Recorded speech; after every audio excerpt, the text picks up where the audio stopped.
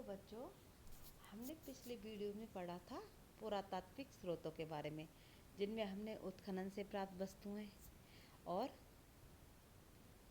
और अभिलेखों के बारे में पढ़ा था। और आज हम पढ़ने जा रहे हैं सिक्के व मुद्राओं के बारे में कि प्राचीन भारतीय इतिहास की जानकारी के लिए सिक्के आखिर क्यों उपयोगी है, मुख्य स्रोत क्यों हैं। तो देखो हम पढ़ते हैं। देखिए, प्राचीन भारतीय इतिहास की जानकारी में सिक्के, मुद्राएं व मोहरों को भी महत्वपूर्ण स्थान है, जिसमें शासकों के नाम, तिथियां, चित्र, वंश परंपरा, धर्म, गौरवपूर्ण कार्य, कला, शासक की रुचि आदि की जानकारी मिलती है। देखो, सिक्के होते तो छोटे से हैं, लेकिन उनमें कितनी कि किसी भी शासक ने अगर कोई सिक्के चला है उसने, तो उसमें अपने सिक्कों में अपना नाम, तिथि यानी काल, चित्र, शासक का स्वयं का चित्र, वंश, अपने वंश का नाम, धर्म, बहुत सारे शासकों ने धर्म के नाम पर सिक्के चलाए, कई शासकों ने अपने गौरवपूर्ण कार्यों के सिक्के चलाए, उनकी उत्कृष्ट कला के बारे में और शासकों की रुचि आदि की जानकारी हमें सिक्कों से मिलती है। नाम, तिथियां, चित्र, वंश परंपरा, धर्म, गौरवपूर्ण कार्य आदि की जानकारी मिलती है। देखिए, जैसे कि समुद्रगुप्त के वीणावादक व व्याग निहंता सिक्के उसके संगीत के प्रति रुचि और शौर्य को प्रदर्शित करते हैं। जो गुप्त शासक हुए हैं समुद्रगुप्त, उनको एक सिक्के में वीणा बजाते हुए और एक सिक्के में व्याग से लड़ते हुए बताया है। तो वीणा वादक का तो मतलब क्या है कि वो वीणा बजाते यानी वो संगीत में रुचि रखते थे, और व्याग से लड़ रहे थे, इसका मतलब क्या, उनके अंदर बहुत शौर्य था, यानी उनका शौर्य दूर दूर तक फैला हुआ था। इस तरह की हमें जानकारी सिक्कों से मिलती है। इसी प्रकार कुमारगुप्त के कार्तिकेय प्रकार के सिक्के उसके सहमत होने की पुष्टि करते हैं। गुप्त शासक वैसे तो क्या थे, वैष्णव थे, लेकिन जो कुमारगुप्त ने किस प्रकार कार्तिकेय के सिक्के चलाए, कार्तिकेय कौन थे, वो शिव के पुत्र थे। तो यानी फिर इससे कैसे पता चलता है कि वो शैव धर्म उसने अपना लिया था, यानी उसके शैव होने की पुष्टि करते हैं। सिक्कों से शासकों के राज्य विस्तार, यानी उन किसी शासक के सिक्के कहाँ कहाँ चलते हैं, इससे उसके राज्य विस्तार, उनके आर्थिक स्तर, यानी सिक्के अगर शुद्ध सोने के हैं, शुद्ध धातु के हैं, तो उनका क्या था कि व्यापार वाणिज्य बहुत ऊंचा। अगर सिक्कों में मिलावट है तो उनका आर्थिक स्तर कैसा है, उनका व्यापार वाणिज्य कैसा है, थोड़ा पतन की ओर अग्रसर है। साथ ही सिक्कों में धर्म, किसी भगवान का चित्र, जैसा कि कार्तिकेय में कुमारगुप्त के कार्तिकेय के सिक्के हैं तो वो शिव का पता चलता है, किसी की में गरुड़ का तो वो वैष्णव होने का पता चलता है।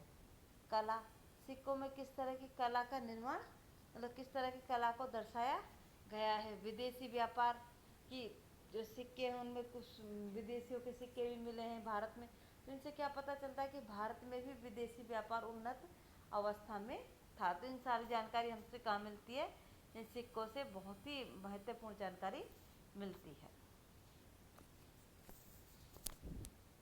सबसे पहले प्राप्त होने वाले चांदी के व तांबे के सिक्के हैं।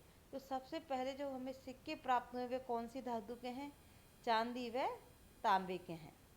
इन पर केवल चित्र होता था, इन्हें पंचमार्क या आठ सिक्के कहते थे। इन सिक्कों पर केवल चित्र होता था, नाम कुछ भी अंकित नहीं होते थे। क्या होता था, केवल चित्र अंकित होता था, जैसे कि मछली का चित्र बना दिया, किसी पेड़ का चित्र बना दिया, चांद का चित्र बना दिया। इन सिक्कों को पंचमार्क या आहत सिक्के कहते थे, क्योंकि जो चित्र बनाया जाता था वो क्या ठप्पे मारकर बनाया जाता, इसलिए आहत आहत करके बनाया जाता, इसलिए इन सिक्कों को क्या कहते हैं, पंचमार्क या आहत सिक्के कहते हैं। मौर्यों के बाद हिंद यूनानी शासकों ने लेख युक्त सिक्के चलाए। जो मौर्यों के बाद किसने शासन किया अपने यहाँ, हिंद यूनानियों ने। उन्होंने भारत में, हिंदुस्तान में शासक कैसे ने, उनको क्या कहते हैं, हिंद यूनानी शासकों ने लेख युक्त, यानी उन्होंने कुछ लिखना उन पर प्रारंभ कर दिया। कुषाणों के समय में स्वर्ण व ताम्र सिक्के प्रचलन में आए। जो कुषाण शासक है उन्होंने कौन कौन से स्वर्ण के व ताम्र के, पहले किसके कल चलते थे, चांदी के व तांबे के, तो हमें स्वर्ण व ताम्र दोनों तरह के सिक्के चलन में हाँ गए।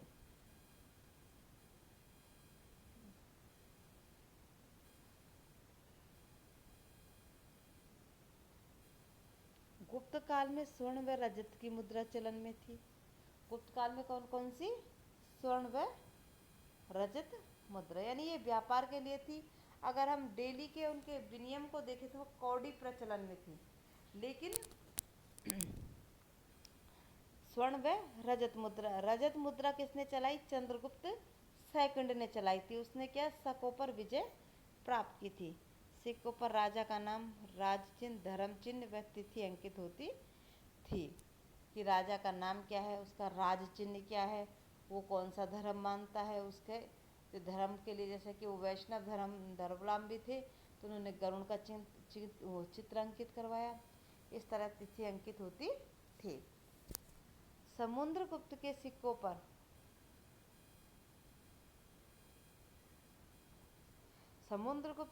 पर अश्वयूप के चिन्ह व अश्वमेघ पराक्रम लिखा है। समुद्रगुप्त के जो सिक्के मिले उन पर अश्वयूप के चिन्ह मिले हैं और इस पर क्या लिखा हुआ, अश्वमेघ पराक्रम। तो इससे हमें क्या जानकारी मिलती है कि समुद्रगुप्त ने अश्वमेघ करवाया था, इसकी जानकारी मिलती है।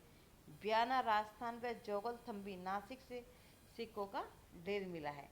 जो ब्याना से जो सिक्के मिले हैं वो तो क्या गुप्तों के सिक्के मिले हैं, गुप्त काल के सिक्के मिले हैं। और जोगलथम्बी नासिक में एक जगह है, वहाँ से सिक्के मिले, वो शक सातवाहन संघर्ष की जानकारी देते हैं। यानी वो बताते कि शक और सातवाहन वंश दोनों में क्या हुआ था, संघर्ष हुआ था, युद्ध हुआ था, और उसमें कौन विजयी रहे, सातवाहन उसमें विजयी रहे। और सातवाहनों ने क्या किया, जो शकों के सिक्के चल रहे थे उन्हीं सिक्कों पर अपना नाम खुदवाया, जिससे पता चलता है कि सातवाहनों ने शकों को पराजित किया था।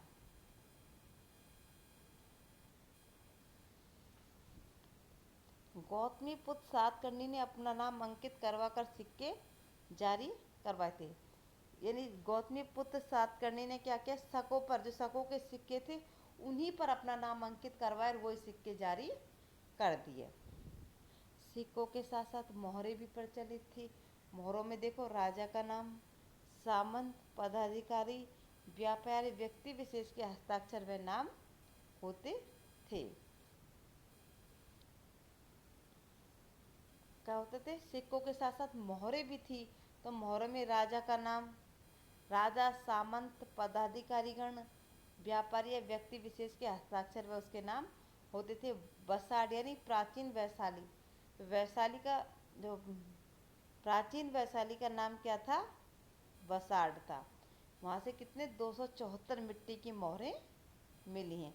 ये प्रश्न इम्पोर्टेंट है कि वसाड़ से कितनी मिट्टी की मोहरें मिली हैं, कितनी, 274। इस तरह हमें सिक्कों से क्या जानकारी मिलती है, तिथि क्रम का निर्धारण, कि किसी शासक के हम, जैसे कि समुद्रगुप्त की, कुमारगुप्त की, हम उनकी क्या तिथियों का निर्धारण कर सकते हैं कि उनका काल कब से कब तक रहा।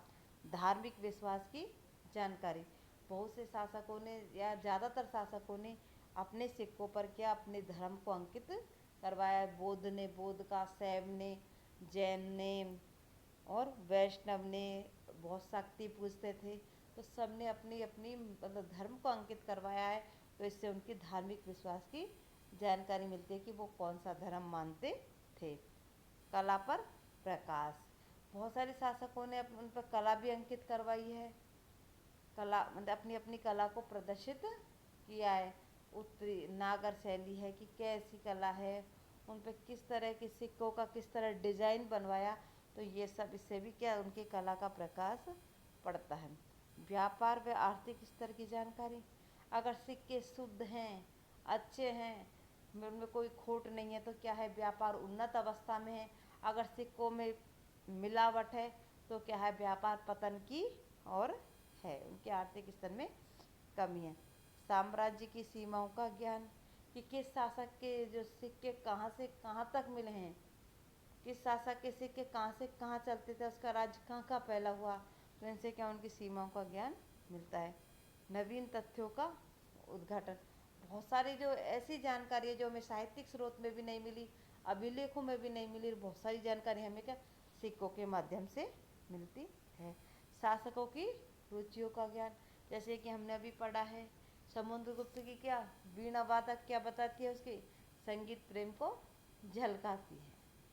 तो इस तरह हमें इन सारी चीज़ों का ज्ञान हमें सिक्कों से प्राप्त होता है। इसलिए उस समय की समय आर्थिक स्थिति को, धार्मिक स्थिति को, राजनीतिक स्थिति को जानने के बहुत ही अच्छे स्रोत हैं सिक्के।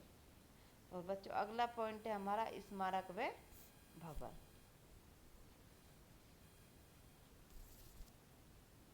देखिए पुरातात्विक स्रोतों के अंतर्गत भूमि पर एवं भूगर्भ में स्थित, भूमि पर या भूमि में नीचे स्थित सभी अवशेष, चाहे स्तूप हैं, चैत्य, विहार, मठ, मंदिर, राजप्रसाद, दुर्ग व भवन सम्मिलित हैं। स्मारक भवनों में क्या क्या है, पुरातात्विक स्रोतों के चाहे वो भूमि पर है कोई भवन दुर्ग, या भूमि के नीचे हैं। स्तूप, चैत्य, विहार ये सब किससे, बौद्धों से संबंधित है। मठ, मंदिर ये वैष्णव धर्म से संबंधित है। ब्राह्मण धर्म से राजप्रसाद, राजा के महल, दुर्ग व भवन आदि सम्मिलित किए हैं। इनसे उस समय की कला, संस्कृति व राजनीतिक जीवन की जानकारी मिलती है कि उन भवनों पर किस तरह की कला है, उनकी संस्कृति कैसी है, उन लोगों का राजनीतिक जीवन कैसा रहा है, इन सब की जानकारी हमें इनसे मिलती है। हड़प्पा व मोहनजोदड़ो के अवशेषों से वहाँ की संस्कृति व सभ्यता की जानकारी मिलती है। हड़प्पा व मोहनजोदड़ो भूगर्भ के नीचे मिले, उनके खुदाई के दौरान जो उनसे अवशेष मिले उनसे हमें वहाँ की संस्कृति व सभ्यता दोनों की जानकारी वहीं से मिलती है, यानी उनकी पूरी जानकारी हमें इसी तरह से मिलती है। देवगढ़ व भीतरी गांव के मंदिर से गुप्तकालीन धार्मिक व सांस्कृतिक जीवन की जानकारी मिलती है। यहाँ से जो देवगढ़ और भीतरी गांव से ये बौद्ध यानी बौद्ध शासकों ने मंदिरों का निर्माण करवाया था, और यहाँ से बौद्ध गुप्तकालीन जो शासकों ने इन मंदिरों का निर्माण करवाया था, और उनसे हमें क्या वहाँ की धार्मिक गुप्तों की धार्मिक व सांस्कृतिक जानकारी मिलती है कि उन्होंने कौन सा धर्म अपनाया, और धर्मों के लिए भी उन्होंने क्या क्या कार्य किया, और अपने धर्म के मंदिर कहाँ कहाँ बनवाए, किस तरह के मंदिर बनवाए, कौन सी कला लाए, इस तरह से हमें सारी जानकारी मिलती है। स्मारकों से दक्षिण पूर्वी एशिया में भारतीय संस्कृति के विस्तार की जानकारी मिलती है। जो दक्षिण पूर्वी एशिया में हमारे बहुत सारे भारत के लिए हमारे यहाँ के जो धर्म के मंदिर हैं, यहाँ के धार्मिक स्थल हैं, ऐसे ही वहाँ पे धार्मिक स्थल मिले हैं, तो वो क्या, वो भी भारतीय संस्कृति के विस्तार की जानकारी देते हैं। जैसे कंबोडिया में अंगकोर वाट का स्मारक, जावा में क्या बोरोबुदुर का मंदिर भारत को अन्य देशों में औपनिवेशिक व सांस्कृतिक विस्तार की कहानी कहते हैं। यानी जो कंबोडिया में जो अंगकोर वाट का मंदिर मिला है, स्मारक मिला है, जावा में बोरोबुदुर का मंदिर मिला है, इससे क्या पता चलता है कि भारतीयों ने वहाँ जाके औपनिवेशिक यानी अपना उपनिवेश स्थापित किया, साथ ही अपनी संस्कृति का भी वहाँ पर प्रचार किया था। तो बच्चों ये थी क्या स्मारक व भवनों से ये भी हमें भारतीय इतिहास की बहुत ही महत्वपूर्ण जानकारी मिलती है। उस समय की संस्कृति, सभ्यता, धर्म, राजनीति, हर चीज़ के बारे में इन चीज़ों से जानकारी हमें मिलती है। अब है मूर्तियाँ, शैल कला एवं अन्य कला कृतियाँ। उत्खनन से अनेक स्थानों से विभिन्न मूर्तियाँ, टेराकोटा की कलाएं प्राप्त हुई हैं। टेराकोटा की कला क्या है, देखो टेराकोटा है लाल मिट्टी और ब्राउन यानी भूरी मिट्टी को मिलाकर जो मूर्ति है, जो भी चीज़ें बनाई जाती थी वो कौन सी कला कहलाती थी, टेराकोटा की कला कहलाती थी। तो उनसे जो मूर्तियाँ मिली है, कलाकृति मिली है, उनसे उस समय की सामाजिक, धार्मिक व सांस्कृतिक जीवन की हमें जानकारी मिलती है। यानी मूर्तियों से हमें धार्मिक, सामाजिक जो भी चित्र बनाए गए हैं, जो जैसे कि जिस काल में जो चित्र बनता है वो चाहे फिर मूर्तियों पे हो, वो हर चीज में उभर के आता है। चित्रकला मानव जीवन को प्रामाणिक रूप से अभिव्यक्त करने का साधन है। देखो, चित्रकला के माध्यम से व्यक्ति अपने विचारों को अभिव्यक्त करता है। जो भी अपने आसपास जो भी घटित हो रहा है, जो अपने दैनिक जीवन में जो भी कर रहा है, वो सब चित्रकला के माध्यम से वो अभिव्यक्त करता है। प्राग ऐतिहासिक काल में अनेक शैलाश्रय यानी प्रारंभिक मानव का निवास स्थान में तत्कालीन मानव द्वारा चित्रांकन किया गया, जिसे शैल चित्रकला कहते हैं।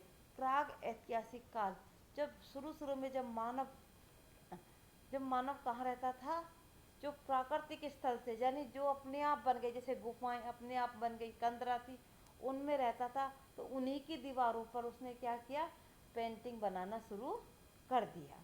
यानी जो भी वो अपने दिन में जो भी कार्य करते, शिकार करता, औजार बनाता, मांस खाता, वो जो भी करता था, उन सारी चित्रों को, सारी चीज़ों को क्या एक दीवार पे बनाता था। यानी दीवार पर उन्होंने चित्रांकन किया अपने दैनिक जीवन में होने वाले कार्यों को, जिसे क्या कहा गया है, शैल चित्र कला कहा गया है।